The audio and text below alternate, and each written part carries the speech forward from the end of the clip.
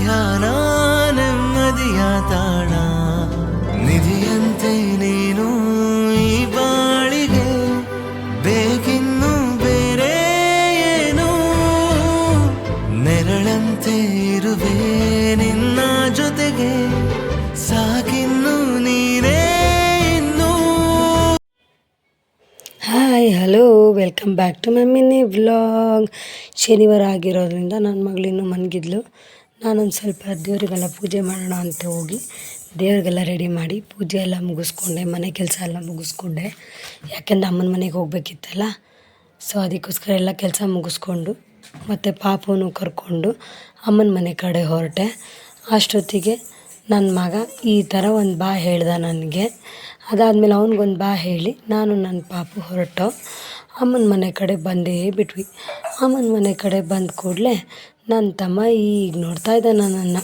Hi ಅಂತ ಅವ್ನಿಗೊಂದು hi ಹೇಳಿ ಅಮ್ಮನಿಗೊಂದು hi ಹೇಳಿದೆ. ಪಾಪು ಇನ್ನು ಮನಗಿದ್ದಾಳಮ್ಮ ಅಂತಂದೆ. ಆಮೇಲೆ ಅಮ್ಮನೇ ಬಂದು ಪಾಪುನೇ ಎದುಳಿಸ್ತೀನಿ ಅಂತ ಎದುಳಿಸ್ತಾಯಿದ್ರು.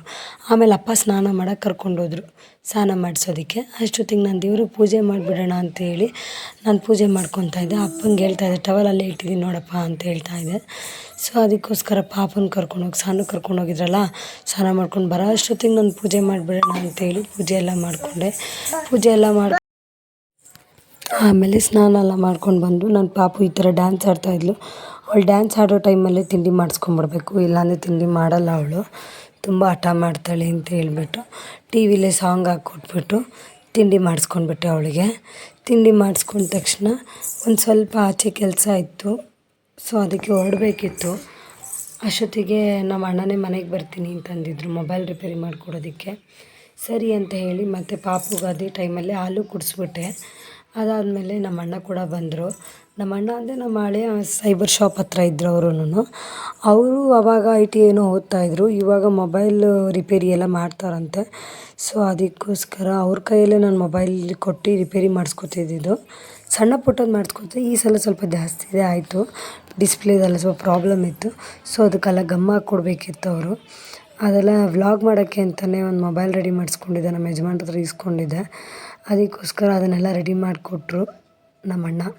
ನಂಗೆ ತುಂಬ ಖುಷಿ ಆಯಿತು, ಅವ್ರು ಫುಲ್ ರೆಡಿ ಮಾಡಿಕೊಟ್ಟ ತಕ್ಷಣ ತುಂಬಾ ಖುಷಿ ಆಯಿತು, ತುಂಬ ಚೆನ್ನಾಗಿ ಮಾಡಿಕೊಟ್ಟಿದ್ರು. ಅದಾದಮೇಲೆ ಅಮ್ಮ ಹೇಳಿದ್ರು ಸ್ವಲ್ಪ ಮುದ್ದೆ ಮಾಡ್ತೀನಿ ಬಾ ಇಲ್ಲಿ ಮುದ್ದೆ ಹೇಳ್ಕೊಡ್ತೀನಿ ಅಂತಂದರು. ಸರಿ ಅಂತ ಹೋಗ್ಬಿಟ್ಟು ಅಮ್ಮನ ಹತ್ರ ಹೇಳ್ಸ್ಕೊತಿದ್ದೆ. ಸೊ ಎಷ್ಟು ಕ್ವಾಂಟಿಟಿ ನೀರಿಗೆ ಎಷ್ಟು ಕ್ವಾಂಟಿಟಿ ಪುಡಿ ಹಾಕಬೇಕು, ಎಷ್ಟು ಕ್ವಾಂಟಿಟಿ ಪುಡಿ ಹಾಕೋಕ್ಕಿಂತ ಮುಂಚೆ ಏನಾಗುತ್ತದಂತೆಲ್ಲ ಹೇಳ್ತಾಯಿದ್ದೆ.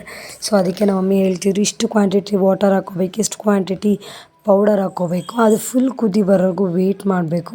ಫುಲ್ ಅದು ಉಕ್ಕಿ ಬರಬೇಕಾದ್ರೆ ನಿನಗೆ ಎಷ್ಟು ಕ್ವಾಂಟಿಟಿಗೆ ಬೇಕು ಅಷ್ಟು ಕ್ವಾಂಟಿಟಿದು ಪುಡಿ ಹಾಕು ನೀನು. ಹಾಕೊಂಬಿಟ್ಟು ಫುಲ್ಲು ಲೋ ಫ್ಲೇಮ್ಗೆ ಇಟ್ಬಿಡು. ಲೋ ಫ್ಲೇಮ್ಗೆ ಇಟ್ಕೊಂಡು ಅದನ್ನು ಕ್ಲೀನಾಗಿ ನೀನು ಮಿದ್ಕೋಬೇಕು, ಫುಲ್ಲು ಕ್ಲೀನಾಗಿ ಮಿದ್ಕೋಬೇಕು. ಹೇಗೆ ಅಂದರೆ ಒಂದೇ ಒಂದು ಗಂಟು ಕೂಡ ಬರಬಾರ್ದು ಅಂತೆಲ್ಲ ಹೇಳ್ಕೊಡ್ತಾಯಿದ್ರು. ನಾನು ತುಂಬ ಒಂದು 2 ಇಯರ್ಸ್ ಆಗೋಗಿತ್ತು ಅನ್ಸುತ್ತೆ ನಾನು ಮುದ್ದೆ ಮಾಡಿ. ಆಮೇಲೆ ಅಮ್ಮ ಹೇಳ್ತಾಯಿದ್ರು ಗಂಟಾಗಬಾರ್ದು, ಗಂಟಾದ್ರೆ ಯಾರೂ ತಿನ್ನೋಕ್ಕಾಗಲ್ಲ, ಇಷ್ಟಪಡಲ್ಲ ಅಂತ ಹೇಳ್ತಾಯಿದ್ರು. ಸೊ ಅಮ್ಮ ಮಿದ್ದಕ್ಕೆ ಹೋದ್ರು, ಮಮ್ಮಿ ನಾನು ಮಿದ್ತೀನಿ ಅಂತ ಅಂದೆ. ಸೊ ಅದಕ್ಕೆ ಅಮ್ಮ ನನ್ನ ಕೈ ಕೊಟ್ಟರು. ಅದನ್ನು ಮಿದ್ದಕ್ಕೆ ನಂಗೆ ತುಂಬ ಕಷ್ಟ ಆಯಿತು, ಯಾಕಂದರೆ ನನಗೆ ಫಸ್ಟ್ 2 ಇಯರ್ಸ್ ಬ್ಯಾಕಲ್ಲೇನೋ ನಾನು ಮಾಡಿದಾಗ ಕೆಳಗಿಟ್ಕೊಂಡು ಕಾಲು ನನಗೆ ಒತ್ತಿಟ್ಕೊಂಡು ಮಿದ್ದಿದ್ದು. ಅಮ್ಮ ಅಂದರು 2-3 ಮುದ್ದೆಗೆಲ್ಲ ಅದರ ಮಾಡೋದು ಅವಶ್ಯಕತೆ ಇರಲ್ಲ. ಸೊ ಅದಕ್ಕೆ ನೀನೇನು ಮಾಡ್ಬೋದು ಅಂದರೆ ಅದನ್ನು ಅಲ್ಲೇ ಇಟ್ಕೊಂಡೆ ಕೈಯಲ್ಲೇ ಸ್ವಲ್ಪ ಉಪ್ಪು ಅಂತ ಮಾಡ್ಕೊಂಡು ಉರಿ ಇಟ್ಕೊಂಡೇ ಉಪ್ಪು ಮಾಡ್ಕೊಂಡು ಚೆನ್ನಾಗಿ ಮಿದ್ಕೊಂಡ್ರೆ ಯಾವ ಗಂಟು ಇರಲ್ಲ, ಬೇಯ್ತಾನೂ ಇರುತ್ತೆ, ಪ್ಲಸ್ ಅದನ್ನು ನಾವು ಚೆನ್ನಾಗಿ ಮಿದ್ಕೊಳ್ಳಬೋದು ಅಂತಂದರು. ಸೊ ನನಗೆ ಅಷ್ಟು ಗೊತ್ತಿರಲಿಲ್ಲ. ಅದಾದಮೇಲೆ ಅದನ್ನೆಲ್ಲ ಎಲ್ಲ ಕೋಲಲ್ಲಿರೋದನ್ನೆಲ್ಲ ಫುಲ್ಲು ಕೆರೆದ್ಬಿಟ್ಟು ತಪ್ಪಲೆಗೆಲ್ಲ ಹಾಕ್ಬಿಟ್ಟು ಮತ್ತು ಅದನ್ನು ಮತ್ತೆ ಬೇಯಕ್ಕೆ ಇಡಬೇಕಿತ್ತಂತೆ.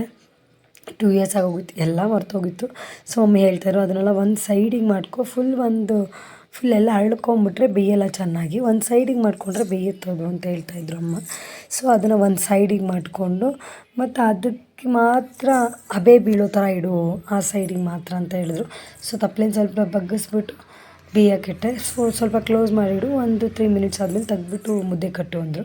ಸೊ ತೆಗ್ದುಬಿಟ್ಟು ಅದಾದಮೇಲೆ ಮುದ್ದೆ ಕಟ್ಟಿದೆ, ಚೆನ್ನಾಗೂ ಕೂಡ ಬಂತು. 2 ಇಯರ್ಸ್ ಬ್ಯಾಕ್ ನಾನು ಹೇಗೆ ಮುದ್ದೆ ಮಾಡ್ತಿದ್ದೆ ಹಾಗೆ ಮಾಡ್ತಿದ್ದೀನಿ ಅನ್ನೋ ಥರ ಫೀಲ್ ಕೂಡ ಆಯಿತು ನನಗೆ. ತುಂಬ ಖುಷಿ ಆಯಿತು. ಆಮೇಲೆ ಅಂದರು ಮುದ್ದೆ ತಪ್ಪಲಿಗೆ ಯಾವಾಗಲೂ ನಮಸ್ತೆ ಮಾಡಬೇಕು ಅಂದರು. ಸೊ ಅದೆಲ್ಲ ಊಟ ಎಲ್ಲ ಮುಗಿಸ್ಕೊಂಡು ಪಾಪನ ಮಲಗಿಸಿ ಎಲ್ಲ ಕೆಲಸ ಮುಗಿಸ್ಕೊಂಡೆ. ಪಾತ್ರೆ ಬೆಳಗೋದು, ಬಟ್ಟೆ ಒಗೆಯೋದು ಎಲ್ಲ ಕೆಲಸ ಮುಗಿಸ್ಕೊಂಡು ರೆಡಿ ಆಗಿಬಿಟ್ಟು ಪ್ಲಸ್ ಆಮೇಲೆ ಅಮ್ಮನ ಮನೇಲಿ ಪೂಜೆ ಮಾಡಿ ನಮ್ಮ ಮನೇಲಿ ಪೂಜೆ ಮಾಡೋಣ ಅಂತೇಳಿ ಪೂಜೆ ಮಾಡೋಕ್ಕೆ ರೆಡಿ ಮಾಡ್ತಾಯಿದ್ದೆ. ಅಷ್ಟೊತ್ತಿಗೆ ಅಮ್ಮ ಹೇಳಿದ್ರು, ನೀನು ಪೂಜೆ ಮಾಡಿ ದೇವಸ್ಥಾನಕ್ಕೆ ಹೋಗ್ತೀಯಾ ಅಂತ ಕೇಳ್ತಾಯಿದ್ರು. ಇಲ್ಲ ಅಮ್ಮ ಹೋಗಲ್ಲ ಅಂತ ಹೇಳಿದೆ. ಸೊ ಅದಕ್ಕೆ ಅಮ್ಮ ಅದು ಸರಿ ಆಯ್ತು, ಇಲ್ಲೇ ಪೂಜೆ ಮಾಡು, ಇಲ್ಲೇ ಪೂಜೆ ಮಾಡಿ ನಿಮ್ಮ ಮನೆಗೆ ಹೋಗಿ ಪೂಜೆ ಮಾಡಿ ಬಾ ಅಂತಂದರು. ಸೊ ಅಮ್ಮನಿಗೆ ಹೇಳಿದೆ ನಾನು, ಸರಿ ಅಮ್ಮ ಆಯಿತು ಅಂತೇಳಿ ಇಲ್ಲೇ ಮನೇಲೇ ಎಲ್ಲ ಪೂಜೆ ಎಲ್ಲ ಮುಗಿಸ್ಕೊಂಡೆ.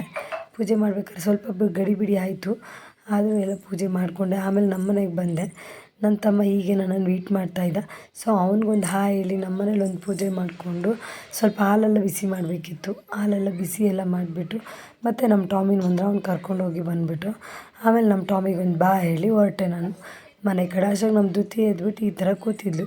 ಅಮ್ಮ ಅವಳು ಈ ಥರ ಆಟ ಆಡ್ತೀರಿ